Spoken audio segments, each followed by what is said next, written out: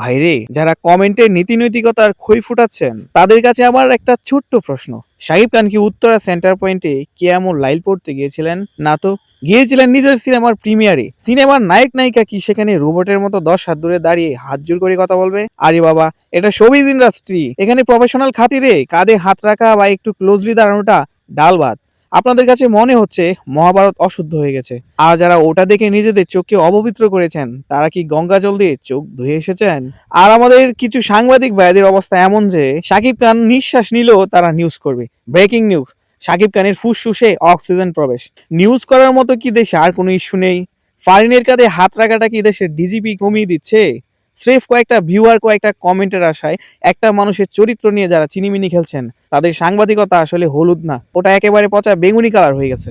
সবচেয়ে বড় তামাশা তো এইটা, যারা এখন সাকিবের গোষ্ঠী উদ্ধার করছেন তারাই আবার প্রিয়তমা বা রাজকুমার দেখার সময় সাকিবি দিঘার রোমান্স দেখে শীষ দিয়েছেন। পর্দায় যখন বাসর ঘরের দৃশ্যে নায়ক নায়িকা জড়িয়ে ধরে তখন আপনাদের নৈতিকতা কোথায় যায়? তখন তো বলেন আহা কি অভিনয়। এখন রিয়েল লাইফ প্রমোশনে সামান্য কাঁধে হাত দিলেই আপনাদের ইমান থরথর করে কাঁপছে। আপনাদের এই ডাবল স্ট্যান্ডার্ড দেখে স্বয়ং গিরগিটিও লজ্জায় রং পাল্টানো ভুলে যাবে। আপনাদের যদি শাহরুখ খান বা রণবীর সিং এসে দীপিকা বা ক্যাটরিনার কুমোর জড়িয়ে ধরে পোজ দেয় তখন তো আপনাদের কমেন্টে হার্ট ইমোজির বন্যা বয়ে যায়।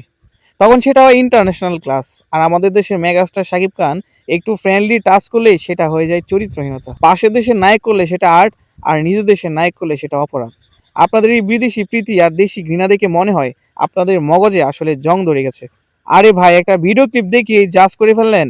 ভিডিওর সেই বিশেষ মুহূর্তে ফারিন হয়তো চুল ঠিক করছিল, অথবা সাকিব হয়তো তাকে কানে কানে কিছু বলছিলেন। সেটাকে এমনভাবে স্লো মোশন করে ভাইরাল করা হয়েছে যেন মনে হচ্ছে ক্রাইম সিন। শাহিদ খান তো মেগাস্টার, তিনি জানেন না ক্যামেরার সামনে কি করতে হয়? তার মতো একজন লিজেন্ডকে এভাবে সস্তা ট্রলে নামানো আসলে ট্রলারদের নিজেদের নিচু মন মানসিকতার পরিচয়। শুনুন, ওই নীতি পুলিশেরা শাকিব খান কিং খান হিসেবেই থাকবেন। আপনারা যত বেশি ট্রল করবেন তার সিনেমার হাইপ ততই বাড়বে। সাকিবকে ছোট করতে গিয়ে আসলে আপনারা নিজেরাই ছোট হচ্ছেন। সাকিব খান তো আর কারো দয়াতেই পজিশন আসেননি, নিজের দমে এসেছেন।